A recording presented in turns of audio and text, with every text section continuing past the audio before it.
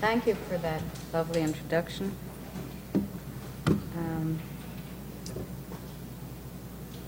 I want to say that that I'm going to focus, whenever possible, on examples of Veronese's work that is still in situ in Venice. It's not always possible, but wherever I can, I'm going to do that, because I think then you... Can you hear me? Okay. What I said was, wherever possible, I've chosen examples that are still in Venice, still functioning in their original spaces, because I think you can appreciate what he's doing and how he's doing it better that way. And the other thing I wanted to mention preliminarily is that a lot of the technical data that I use is stuff that was published by conservators, or it's stuff that I have examined very closely in person, on site. Or it comes from conversations and meetings with conservators when their works are under conservation.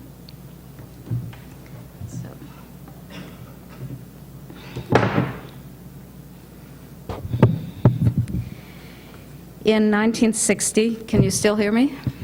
Is that better? In 1960, Bernard Berenson wrote, "When I contemplate Veronese's paintings, I experience a satisfaction so full and perfect that I feel seized by it in all of my being, in my senses, my feelings, my intellect, and then, all things considered, I love him at least as much as I love any other painter who has ever painted." Delacroix wrote in a letter of 1859, "Il y a un homme qui a fait clair qu'on nous a toujours répété être impossible, c'est Paul Veronese. À mon avis, il est probablement le seul qui ait surpris tout le secret de la nature."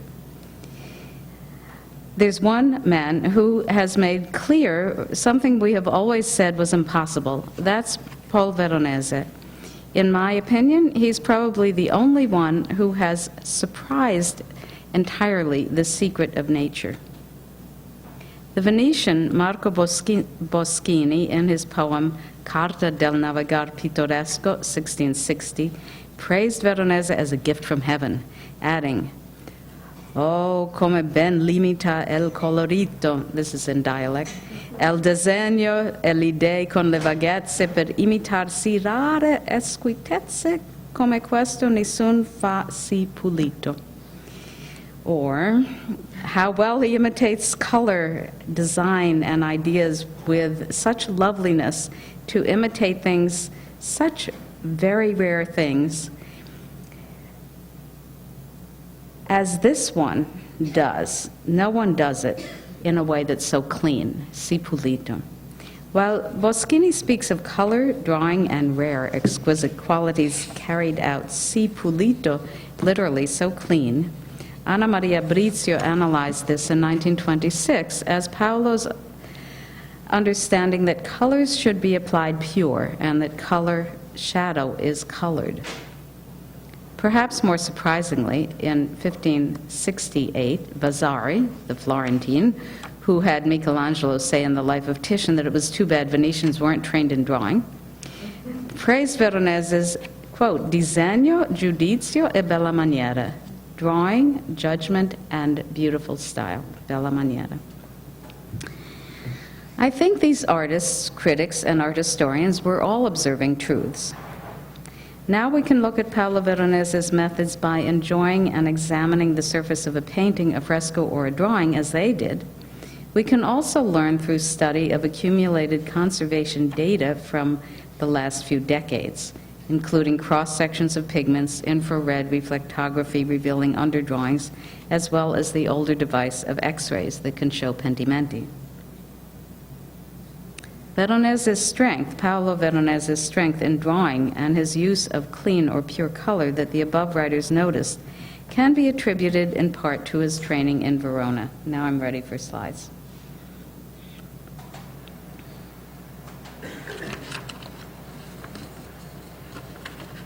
A parish document of 1541 identifies Veronese's master as Antonio Badile, a local practitioner from a long-established family of painters in Verona. Vasari says, on the other hand, that the older painter, scholar of Verona, Giovanni Carotto, trained Veronese. Since Paolo is no longer listed in Badilla's household in 1544, I have argued that he moved on from Badilla's tutelage by that time to work under Carotto. There were connections between those two artist families also. Both Badilla and Carotto were highly skilled painters. Here I'm showing you Badilla's most beautiful altarpiece, dated 1543, when Veronese would have been studying with him. It's in the church of Santi Nazaro a Celso in Verona, and I'm showing you a detail on the right that demonstrates his mastery of embroidered draperies, something that Veronese is later praised for.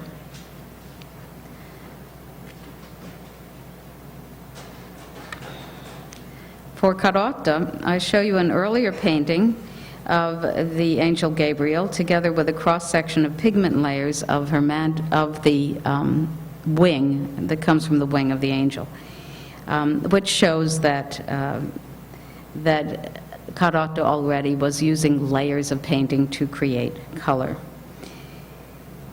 Carotto also did, and I'm not showing these to you right now, a series of drawings in pen and brown ink which prepared woodcuts for his illustration of Saraina's book on Verona's antiquities, published in Verona in 1540. So he was a kind of scholar painter. On the right is a square drawing by Badilla, now in Budapest, for a lost altarpiece. And on the left, some frescoes in the church of Santa Maria in Organo, some of which are by the two archangels here and here are by Carotto, just to indicate that, and in 1530, just to indicate that training in fresco making could have come actually from either of them, but I just wanted to show you one example. These examples by Paolo's teachers suggest that his training was quite thorough and that he was taught a systematic process that included preparatory drawings, layered paintings, and fresco. Veronese's own first works, dating from 1546, when he was merely 18, show his well-developed skills, his gifts in drawing color, and invenzione, or composition. These two oil sketches are at the heart of Paolo Veronese's Verona period works. They represent his first known commissions, both described in early sources, Ridolfi and Dal Pozzo. His altarpiece for the Bevilacqua l'Azize, Chapel in San Fermo, you see the oil sketch for it on the left, and the oil sketch for his resuscitation of Jairus' daughter in the Avanzi Chapel in the Church of San Bernardino, also in Verona, on the right. You can see that these oil sketches, now respectively in the Uffizi on the left and the Louvre on the right, are similar in color, lighting, and style. In fact, they are also, as I've shown before, on paper of the same width, 36 centimeters. In the case of the Bevilacqua l'Aziz altarpiece, there also survives a chiaroscuro modello drawing from the Chatsworth estate, and it is clearly preparatory. It's in brown ink, actually, brown ink and wash and pen. Clearly preparatory to the oil sketch, where various elements such as the column are further developed, but obviously these compositions are very close to each other. The final altarpiece has also survived, but in far worse condition than either the drawing or the oil sketch. The face of the Virgin is largely repainted, the bishop saint has acquired a beard, and the Baptist pose is altered.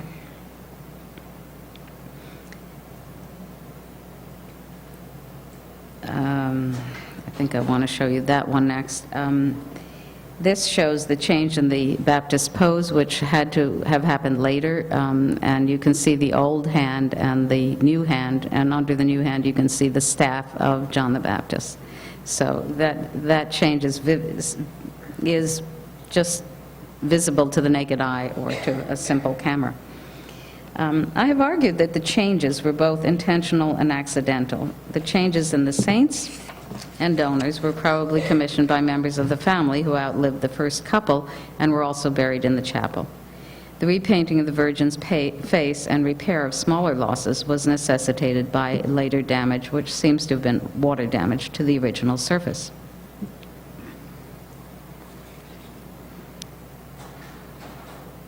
So, in effect, the oil sketch better represents Veronese's early work than the remaining altarpiece.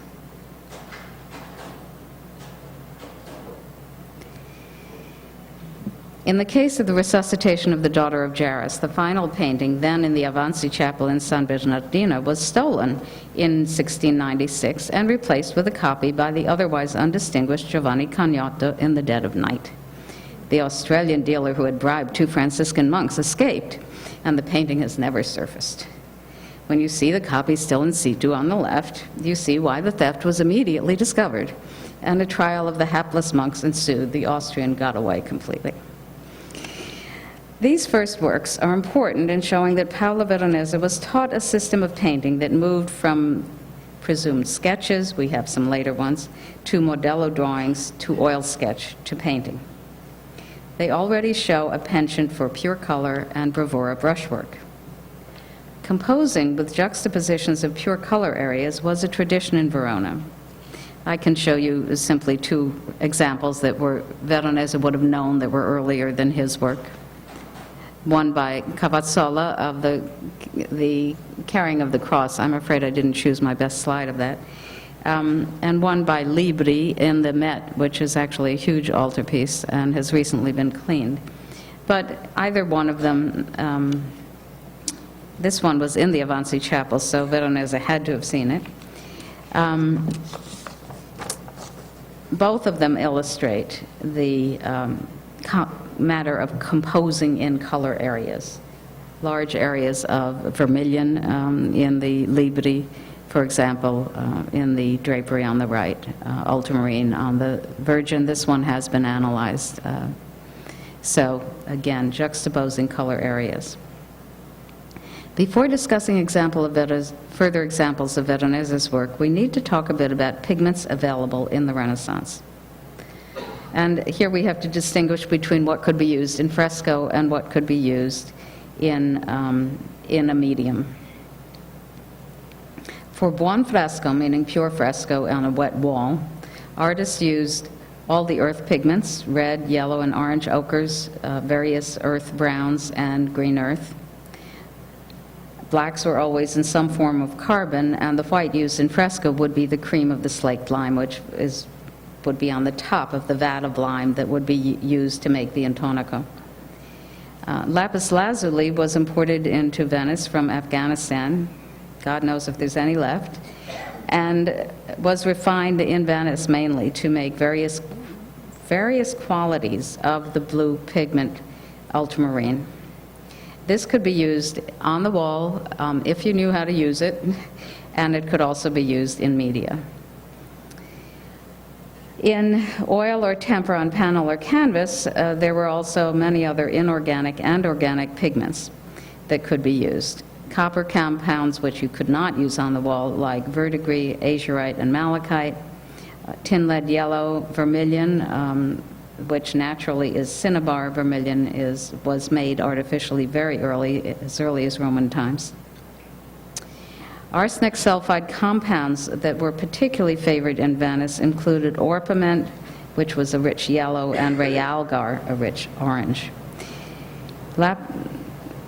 In addition, there were various organic pigments made from plants or insects, and especially red and yellow lakes were often applied as glazes. An inexpensive blue called smalt was made in Venice from blue glass whose color was cobalt, but cobalt as a pigment was not used until 1809 or something like that. Recently, chemists and indigo from Southeast Asia, which would have come into Venice through the Mediterranean, Adriatic, through Alexandria, but came in for the dyeing industry in Venice. and was a byproduct of the dyeing industry. So it is sometimes identified in 16th century paintings, in Veronese and in others. And finally, recently, chemists have shown that the sparkling effect sometimes achieved in Venetian painting was due to the addition of glass to pigment. I don't really have an example of that to show you, but I didn't want to leave it out. And this has been linked in the work of Louisa Matthews, who's done a lot of archival work on this, to the fact that there were pigment sellers in Venice who sold colors to, they were called vendicolori, sellers of colors, and they sold them to various craftsmen and industries, not just to painters. And of course, painters could be painters of signs, all kinds of painters, painters of shields, not just painters of altarpieces, for example. But these served also for dyers and for various other crafts that need, and for glass. So you can see that the thought is that this is why you get such range and variety and richness in pigments and experimentation in Venice. While the pigments used in Veronese's early oil sketches on paper that I showed you before have not been analyzed, a painting from the same period, now at the National Gallery, London, has undergone technical study, and this has been was published by Dunkerton and Penny in '95. The painting represents Christ addressing the kneeling woman, Matthew 9:20 to 23, and it has a palette similar to that of the oil sketches, and the pigments here have been identified. As usual, there's a preparation of gesso and animal glue. The priming is lead white. I forgot to mention, lead white would be the white that you would use in tempera or oil. You could not use it on the wall. So the priming is lead white tinted with reddish-brown umber and a bit of black. The Christ's tunic, blue tunic, is made of lead white with a bit of indigo and some thin glazes of red lake and thin glaze of ultramarine. And some azurite was found in different parts of the drapery of Christ as well. The cloak of the woman in orange behind the chief woman is made of red ochre with some minium or red lead and some red lake, and under that a layer of yellow ochre. The green drapery of the woman standing behind Christ has layers of verdigris with fine particles of tin lead yellow and lead white. The medium, typically, though I'll give you examples that are not always that. The medium typically in Veronese is walnut oil or linseed oil, and sometimes he varies within one painting. He uses both walnut oil and linseed oil, as he did in this case. This painting is usually dated close to the oil sketches, actually. I dated it close to the oil sketches, and people have been accepting that in the late 40s and thought to be done in Verona. Veronese's first known commissions in and close to Venice both date from 1551, when he was 23. At the Villa Soranzo, north of Venice, he collaborated with two compatriots from Verona in decorating a villa built by San Michele, the Veronese architect, and decorating 4 rooms in fresco. I'm only going to show you 2 examples of detached frescoes from the villa, which was destroyed in 1818. The figure of justice on the left is by Veronese, and the figure of temperance on the right is by Zalotti. These were over-door figures in one of the bedrooms. When we look at these, we see many similarities, and if you could see them in raking light, which I did, you can see incisions still visible that show that both used simple cartoons that described at least the contours to transfer the designs to the wall. And the incisions are the kind that show that the incision was made through paper. They're the kind of soft U-shaped incision that means it was transferred through paper. In these details, we can also separate Zalotti's, so that part is similar, how they did it. And their pigments had to be those simple pigments that you use in buon fresco. But you can distinguish Zalotti's careful modeling with small brush strokes from Veronese's bravura highlighting. He would have done this highlighting in fresco by dipping his brush into the cream of the slaked lime and applying the highlights while the underlying colors were only partly dry.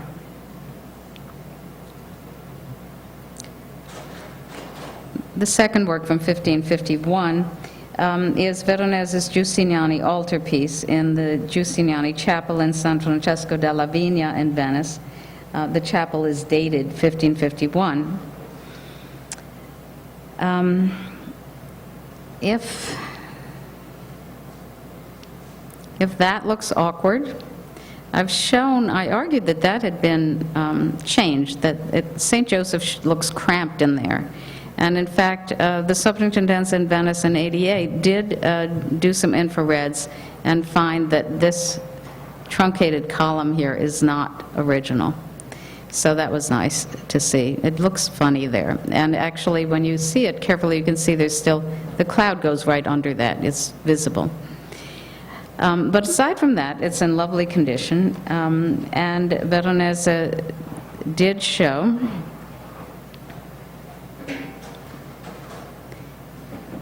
this is a detail done by the Superintendenza showing that Veronese was using a pure glaze of ultramarine blue in the drapery of the Virgin.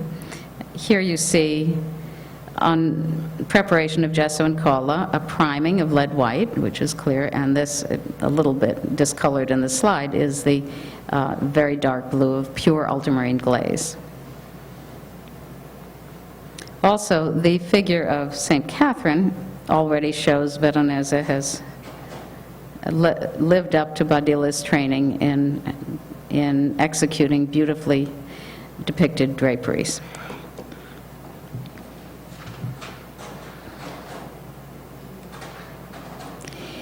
In 1553, Veronese moved to Venice, and this is his house in San Samuele, as it still exists on the right.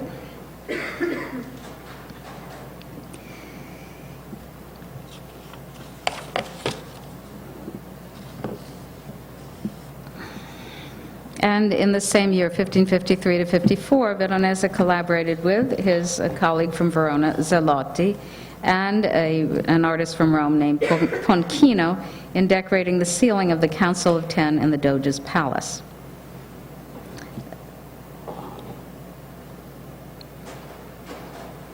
Veronese's youth and age in the back right corner on the ceiling has often been praised since it was painted for its perfect harmony and brilliant color.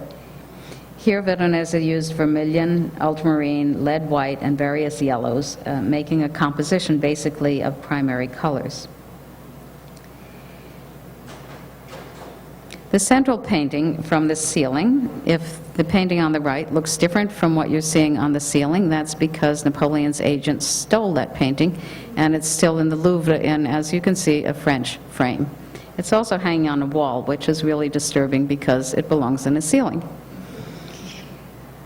The central painting, Jupiter fulminating the vices, that is, getting all the vices out of the Council of Ten so the Council of Ten can be good and pure, was taken by Napoleon's agents in 1797. Therefore, Delacroix, whom we quoted in the beginning, could study it at the Louvre. Perhaps this example exemplifies Veronese's capturing the secrets of nature. It seems to me that here, when he just had arrived from Verona, he's capturing the nature of a clear sunny day with colored shadows, like an ideal sunny day with bright sunlight.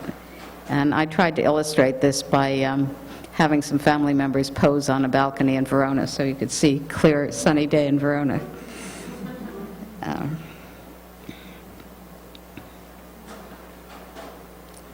In 1555, Veronese began working in the Church of San Sebastiano in Venice.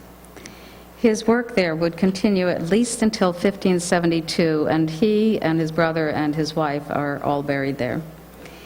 And he would continue, and his work there would involve fresco, tempera, oil on wall, wood, and canvas, as well as providing designs for furnishings. The reason he had this commission, undoubtedly, was because the prior was Bernardo Torlioni, a scholarly Hieronymite monk and priest, who had also come from Verona to Venice. Rebuilding of the church had been completed in 1548. It was expanded and rebuilt and turned by Scarpanino. So Torlioni had the opportunity to design an entire program of decoration. And he probably designed the iconography, which reflects the dual dedication of the church to Mary and to Saint Sebastian. And that includes Esther, whom we'll come upon shortly, because she's seen as a prototype of Mary. Veronese's commissions there began in 1555 with the sacristy ceiling.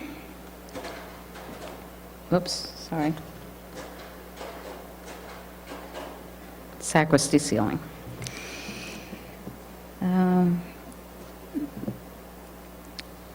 The wall paintings had been done actually from some of his colleagues from Verona just the year before. I saw the central canvas of the Coronation of the Virgin under conservation a few years ago in the studio of the conservator Maristella Volpin, who kindly shared her expertise. The Coronation of the Virgin is on finely woven canvas and is prepared, as is typical of Veronese, with gesso and colla, or animal glue.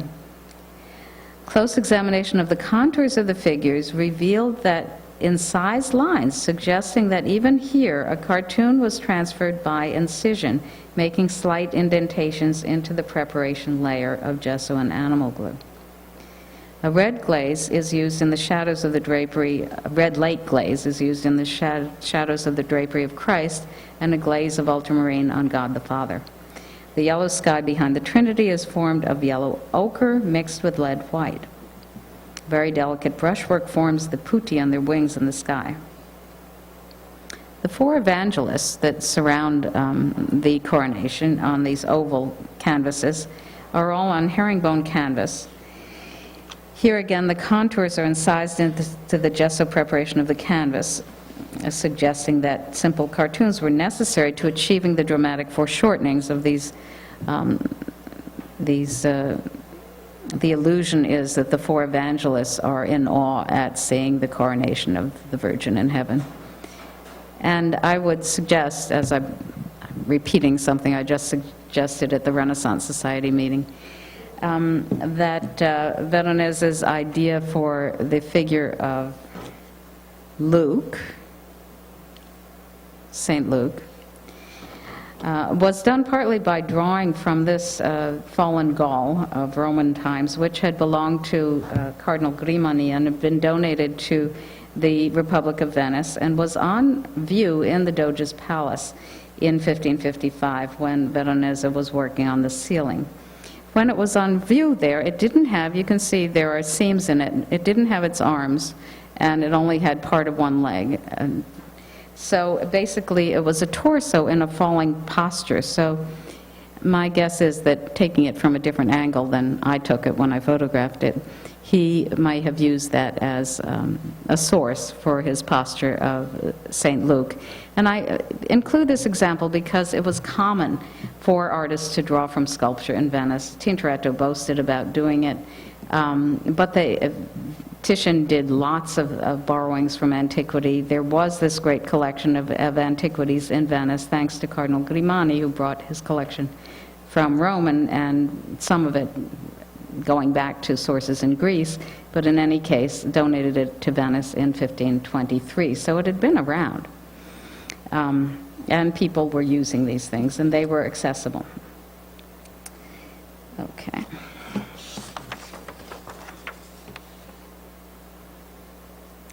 The continuous luminous skies in this ceiling appear to involve 4 layers of pigment, including if we include the preparation of gesso and colla, and a blue, which Maristella thought was azurite, mixed with lead white, then lead white with a bit of red lake, and a glaze of oil that was a little bit tinted with umber, which I thought seemed unusual.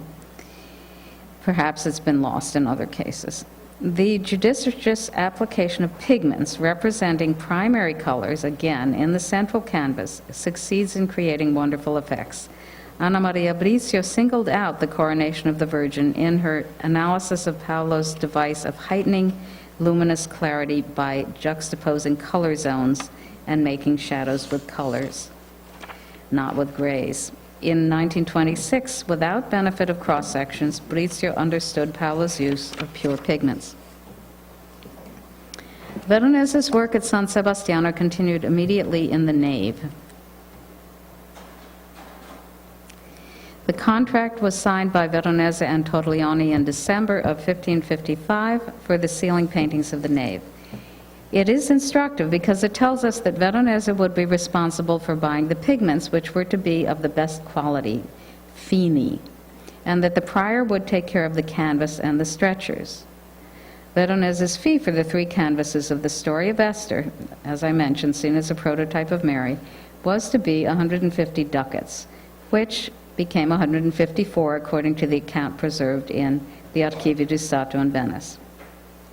The central canvas in the nave of the church, here, the crowning of Esther, which you see on the left, was the one that called forth Boschini's praise of Veronese's colorito pulito that I quoted at the outset.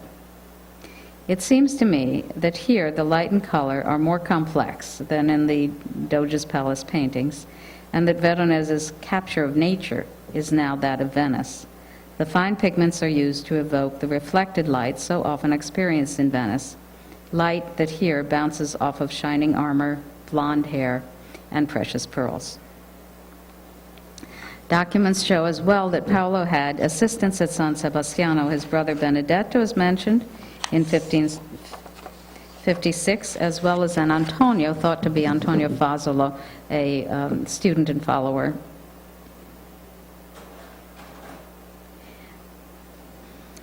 They may have carried out some of the paintings in monochrome on panel that surround the canvases on the ceiling that we were just looking at, and I'll show you another one. And Benedetto, described by Ridolfi in the 17th century as skilled particularly in depicting architecture, may have executed the architectural frameworks in the fresco areas. I'll show you another example of that too. Around 1558 to 60 was another period of intense work at San Sebastiano. It was at this time that Veronese's designs for the organ, which you see on the right, and which you also see a bit of here. It was at this time that his designs for the organ and the altar frame, and even the benches, were executed. He also completed the frescoes of the upper nave and the tempera paintings on the lower wall. Now, that puzzled me because the lower wall areas, like this prophet here, are done in tempera on the wall, so they're done in secco. They're not done in pure fresco.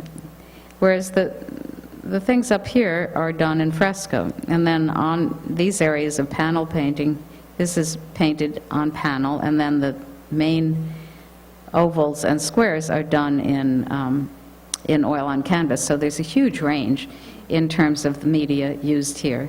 And why did he switch to secco painting on the lower level?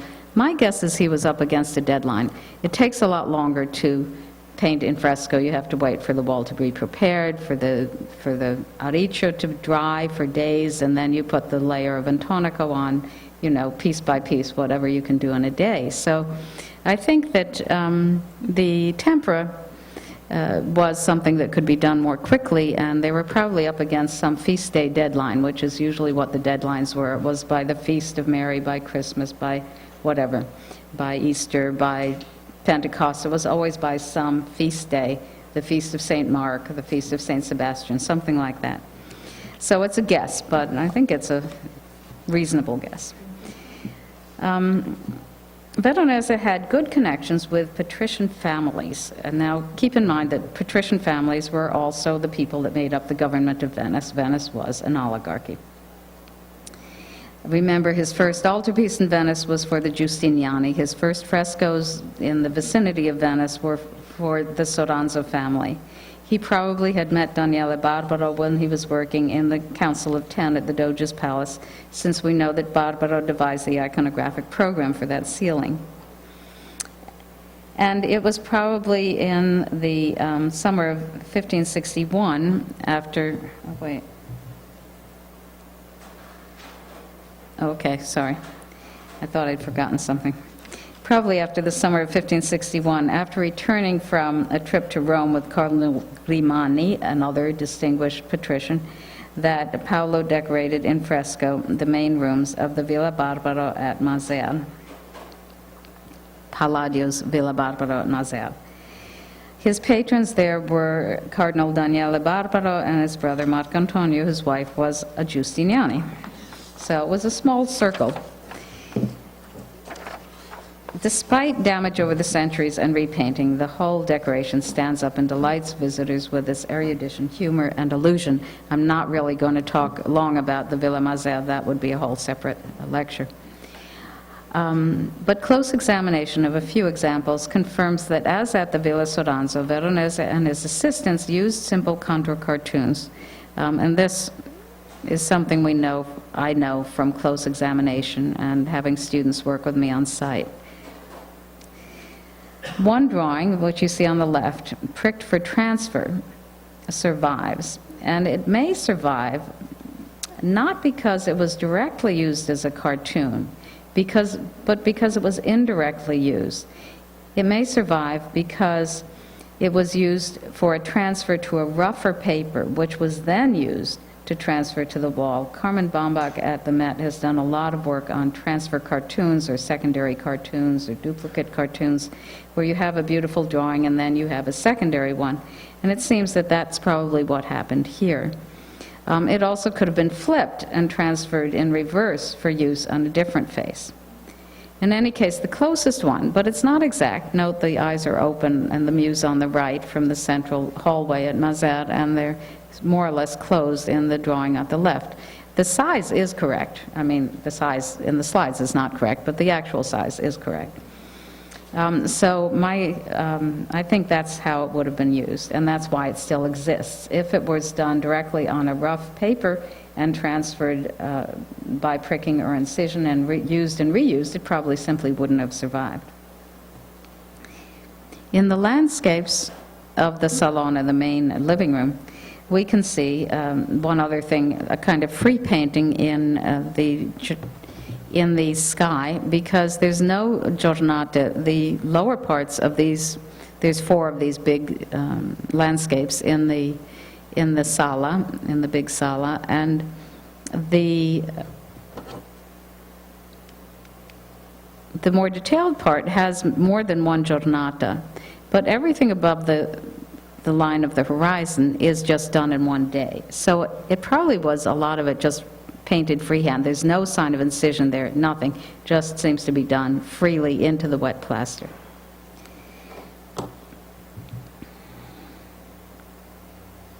For two important canvases of the early 60s, we have considerable technical data.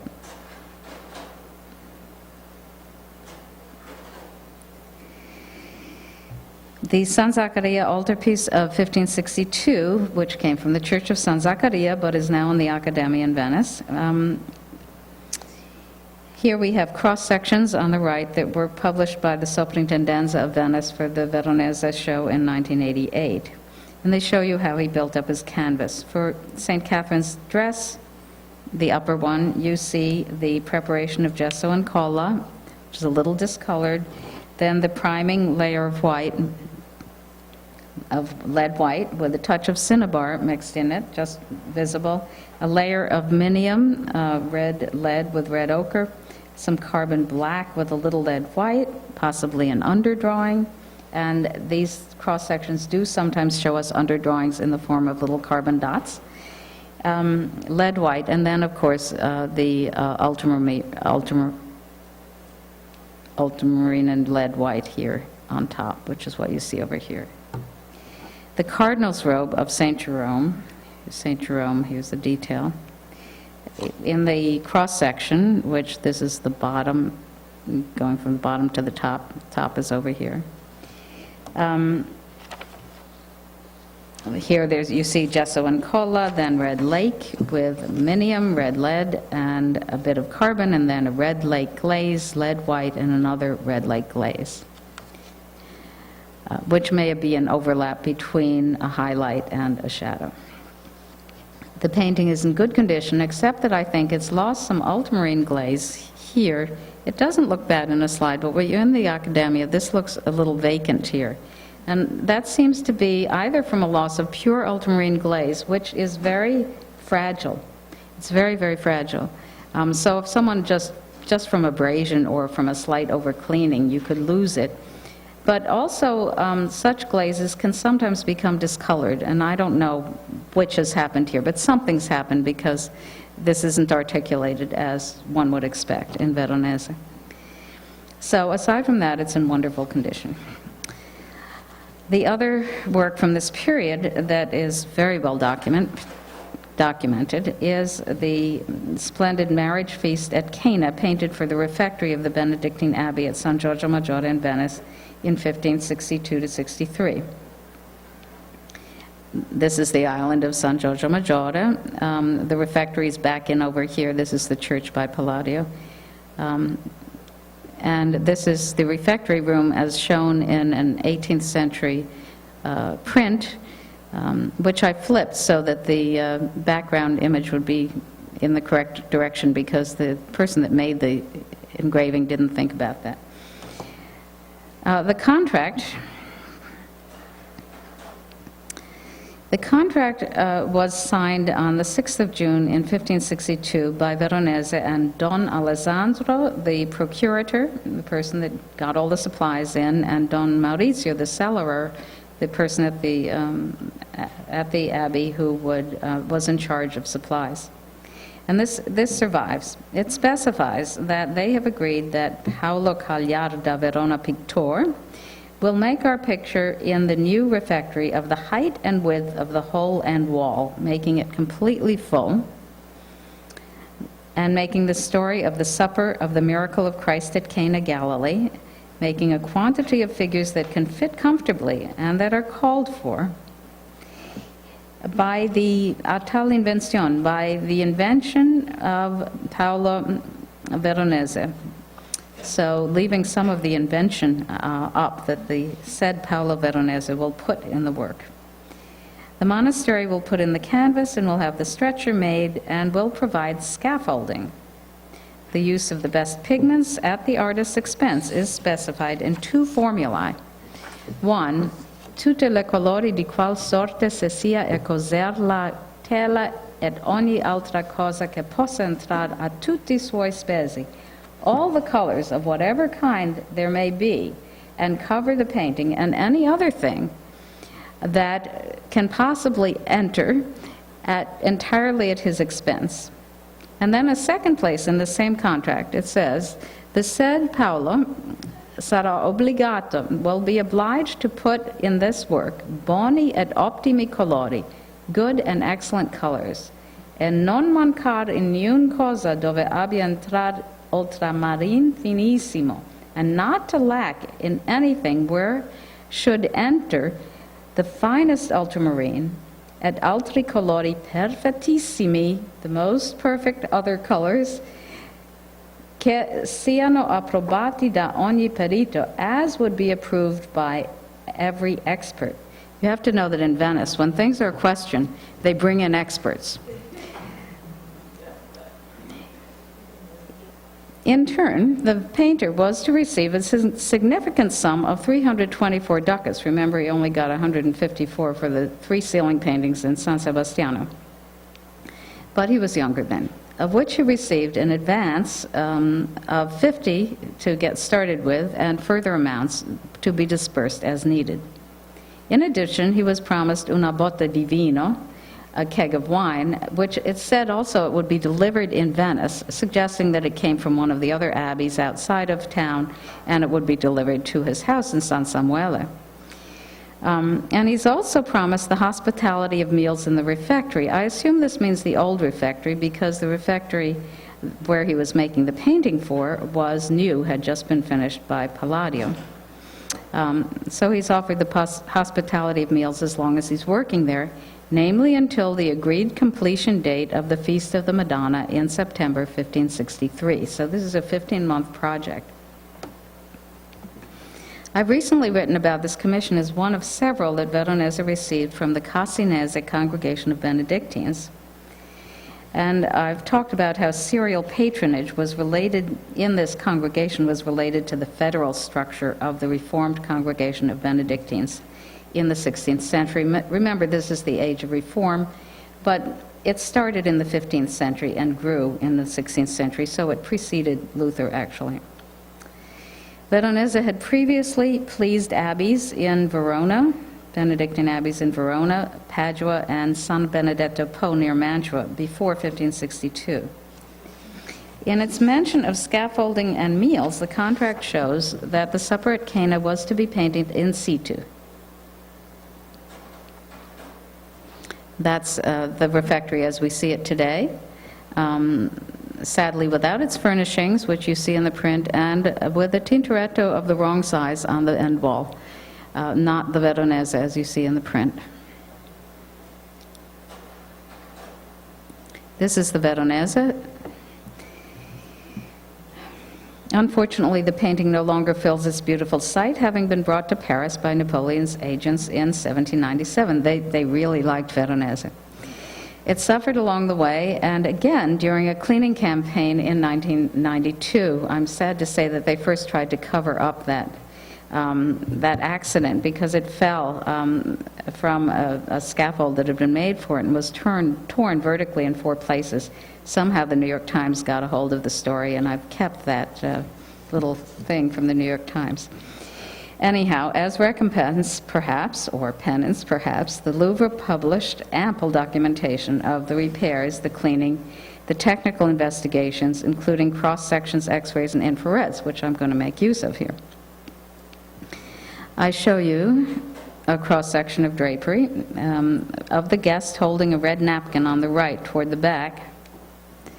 Where is he? Wait. Oops. This is terrible. It's backwards. This is backwards. This is backwards. The bride and groom are supposed to be on this side. So, I'm sorry. You know what I did? I lined it up with the engraving instead of the other way around. This is... Can you switch it? That would be wonderful.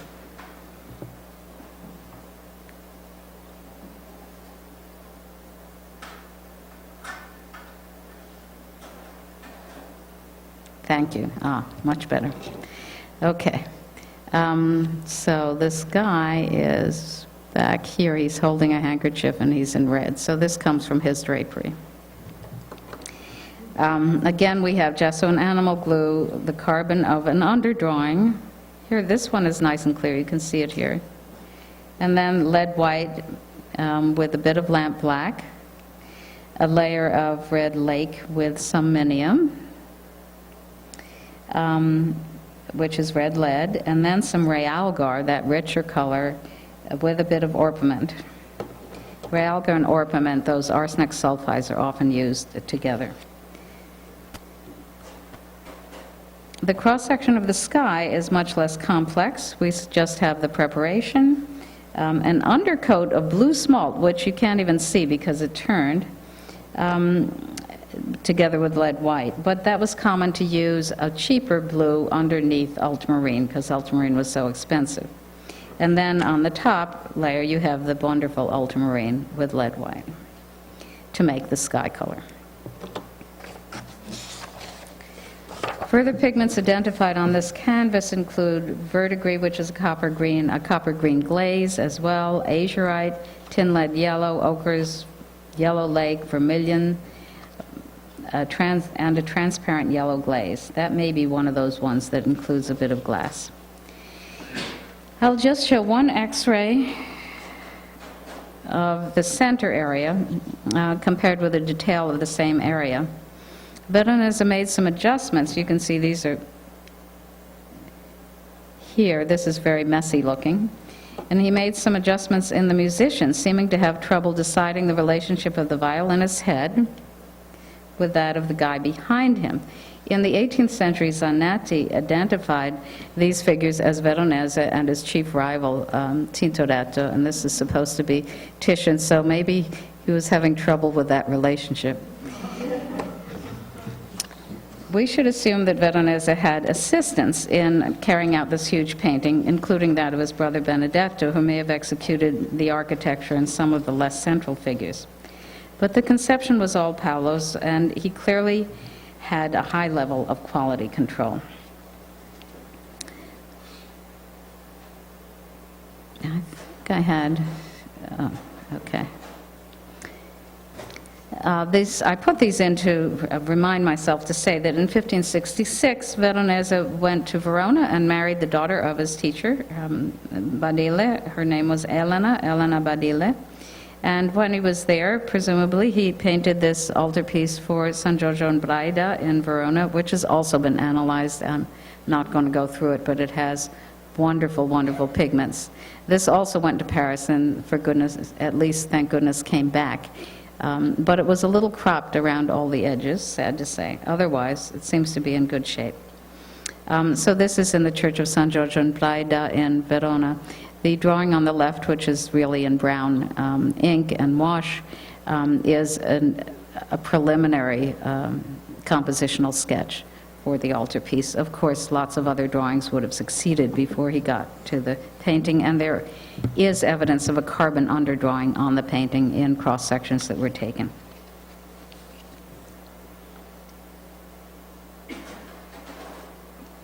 One of the most prized and praised paintings that followed the Cana and the St. George is certainly the Marriage of St. Catherine, commissioned for the high altar of the Church of St. Catherine in Venice, sometime around 1570. The date is actually disputed, and now in the Accademia. It's in wonderfully fine condition, and the service seems entirely Paolo. I show a cross-section of St. Catherine's dress, which shows a discolored priming of ochre, lead white. It doesn't show the preparation layer, which is there. Ultramarine with lead white and red lake, ultramarine with lead white on the top, and then that they usually take these before they clean, so this is just dirty varnish that you're seeing on the top.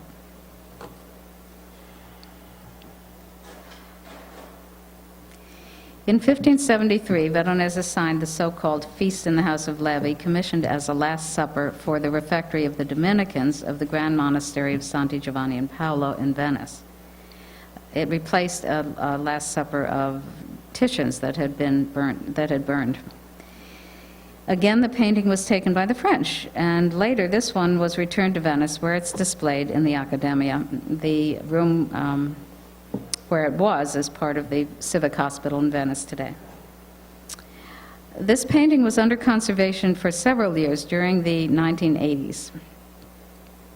And the composition is flattened but brilliantly organized, flattened compared to the Cana, but brilliantly organized by the tripartite loggia and the backdrop cityscape. Here the pigments identified include malachite green, which is seen particularly in the elegant figure by the column.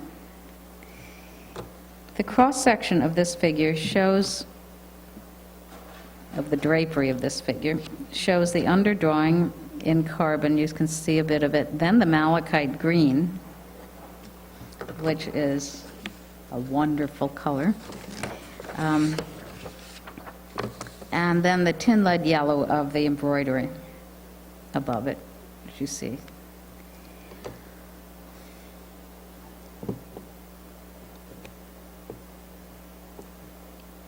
Infrared reflectography, I wanted to show you one example of this. These were taken, the expert in this is Paolo Spezzani in Verona. In Venice, he's absolutely wonderful.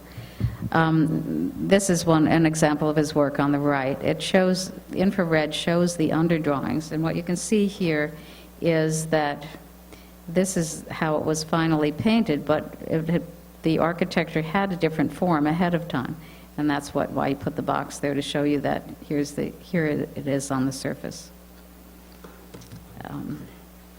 And Actually, throughout this painting, you can see the underdrawing, which was done in carbon.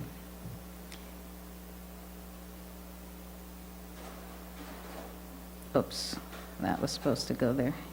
This, on the back of the original canvas, this is a detail of the back of the original canvas, or one of the 3 sections of the original canvas. Incidentally, canvases were always seamed in Venice because the loom at the time was 1 meter. So something this big had to have seams.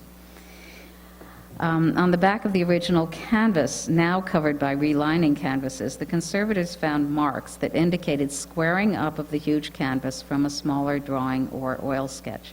I showed you a squared drawing of Badilis in the beginning. I'm going to show you some more squared drawings now, shortly. In fact, the next thing I'm showing you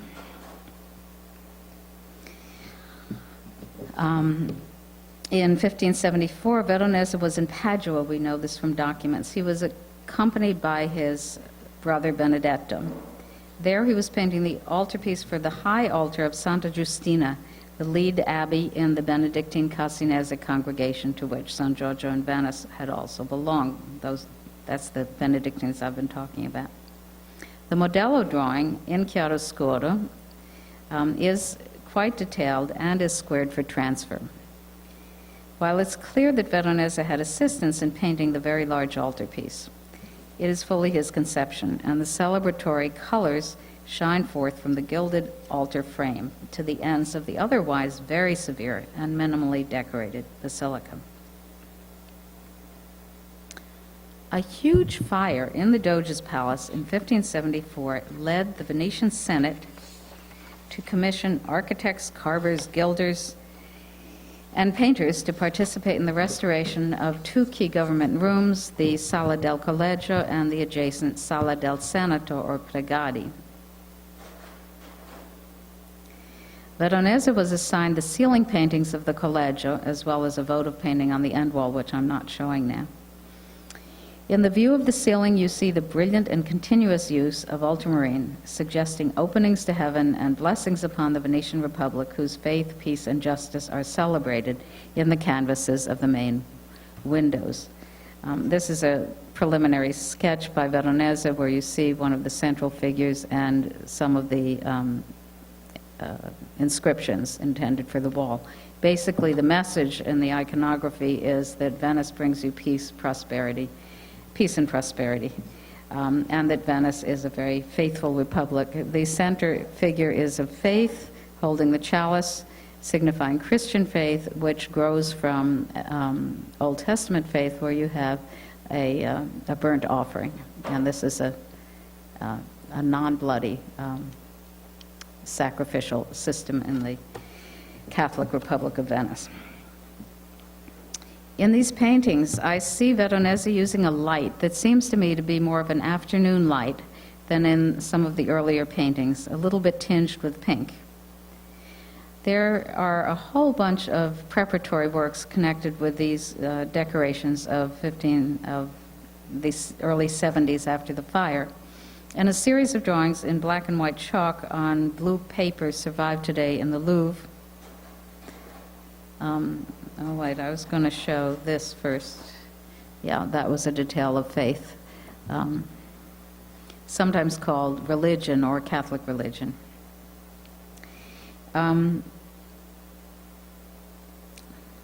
There's a series of drawings now at the Louvre for some of the, and I'll go back for a second to show you some of these side figures of virtues. Remember in the other room you had the vices being kicked out of the Council of Ten.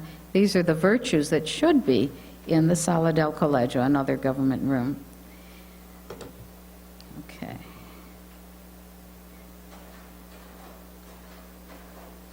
So here's one example of a virtue. This is the virtue of vigilance, and she's called moderation here, but she has the symbols of vigilance. And this is the drawing in the Louvre. It's actually bluer looking than that. And here's the representation that I see of as being kind of a more of an afternoony light that we see here. She has an eagle because the eagle was thought to leave half of its prey for other birds. So she's supposed to be liberal, be an image of liberality is one interpretation. And this eagle is also given up a feather to the allegorical figure. Among the other preparatory works that exist for this ceiling are lots of other chalk drawings, pen sketches, and even a color modello in tempera for the end wall piece. So these show that Veronese was continuing his very systematic process of working in the 1570s. A second devastating fire in the Doge's palace occurred in 1577, just as Venice was starting to recover from the very, very bad plague of 1576, which had wiped out about a third of the population. Again, artists of all specialties were called in to contribute to the restoration efforts, this time concentrated in the Sala del Maggior Consiglio. The Maggior Consiglios were all citizens of Venice, which meant all men of a certain class over 25, but anyhow, all citizens participated in the government. Veronese was assigned the ceiling oval of Pax Veneta, 1582, for which I show you the beautiful modello drawing in Hamburg in pen, brown ink, and wash, which fully develops the composition and is squared for transfer, and the final canvas on the ceiling executed with shop assistants, I believe. The iconography of the image was prescribed in surviving government documents, saying that it should show Venice crowned by a victory. Venice crowned by a victory. It's already over here. Surrounded by virtues in ancient tunics. It specifically said they should be dressed like ancients, these virtues. And then people of diverse origins in different costumes who should be celebrating. And the program even says specifically, as in coins that show Roma sopra il mondo, Rome over the world. So it was specifically showing Venice as an empire and Venice as and all the subjugated people as being very happy that they are in the Venetian Empire, as earlier Rome used to use this kind of imagery. So Veronese did a very great job of celebrating the Venetian Empire. Of course, Venice was at this time insisting a little too much because, in fact, she was losing. She was losing power. She had lost territory to the Turks, and she was losing commercial power because of Columbus and the discovery of America. A competition in 1582 called on painters to submit oil sketches for a truly enormous canvas of Paradise, which was to cover the end wall of the Maggior Consiglio, which had on it a very damaged earlier fresco of the same subject by Guariento. Among the competitors were Francesco Bassano, Jacopo Tintoretto, and Paolo Veronese.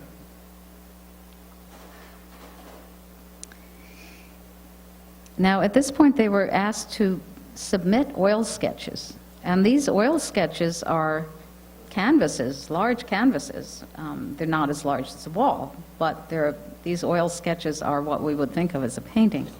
Veronese's oil sketch at Lille is on the right. Bassano's at the Hermitage is on the left. The jurors, there was another competitor, Palma Giovane. The jurors awarded the commission to Veronese and Bassano jointly, an unusual decision, but perhaps in consideration of the fact that Veronese's son, Carletto, was then apprenticed to Francesco Bassano. So perhaps they thought the two shops could work well together. In addition to the surviving competing oil sketches, there are also some drawings, but before I show you that, I want to show you that this was Tintoretto's submission, and it's different from the others. His original submission, there's a later one, but this is more broken up. And in the Bassano and the Veronese, you have rather similar idea of circles of blessed in heaven. And there's lots of precedents for that kind of imagery. So there are also, and some of these have relatively recently been available to the public, some pen and brown ink and wash drawings, including some by Veronese at the Fog. And I will just show you that it seems that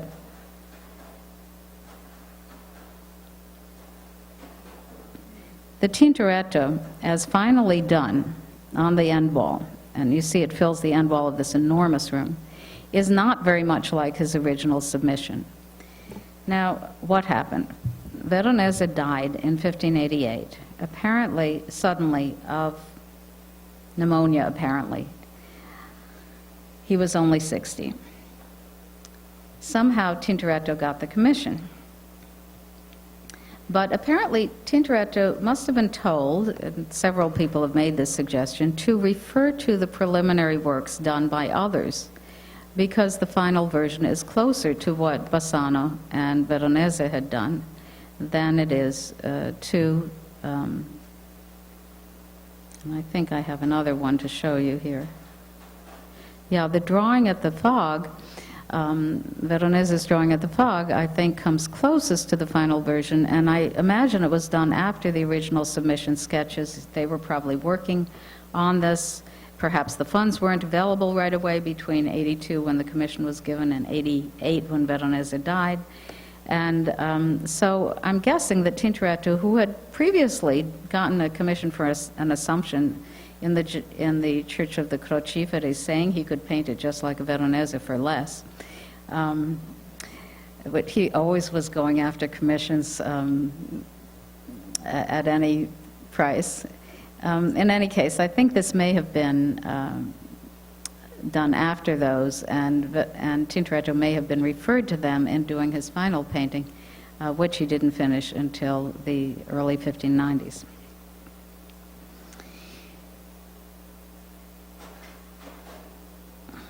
Veronese's late drawings and his last commissioned altarpiece are celebrated.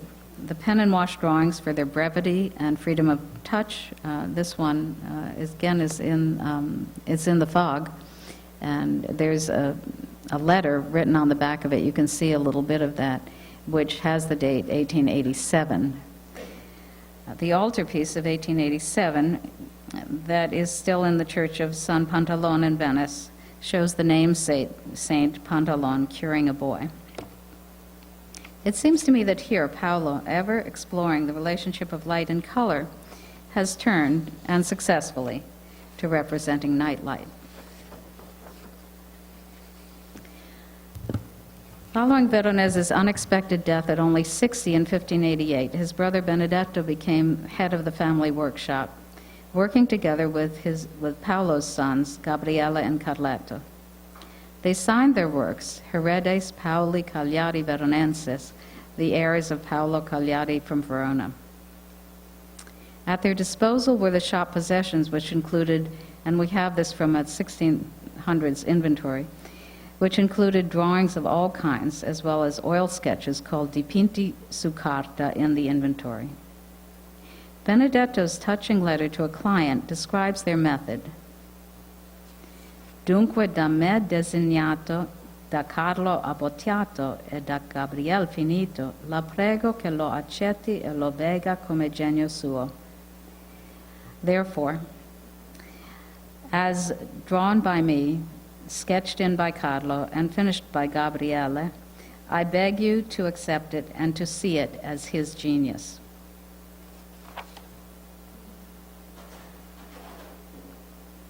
Here is the drawing in Paolo's hand for a baptism of Christ on the left, and the painting in Palladio's Church of the Redentore, built to celebrate the end of the plague of 1576.